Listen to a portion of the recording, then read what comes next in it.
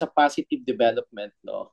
The advisory and the directive from the administrative support for the Senate sitting as an impeachment court is a positive development in the sense that probably they have realized the urgency as well as the responsibility as enshrined in the Constitution that as the Senate, who is the sole judge for the impeachment case filed against any impeachable officer.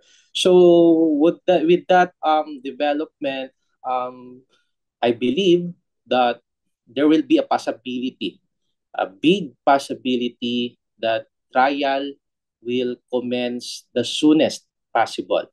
So, of course, we have to comment also that asking or the directive asking for the early preparation so that by the time that the trial will start, Senate is fully prepared, no, in this impending impeachment trial. So malaking development to sapagkat kumbaga nabigyan na sila ng direktiba na ayusin lahat ng mga kailangan nilang gawin, especially in relation in this impending impeachment proceeding.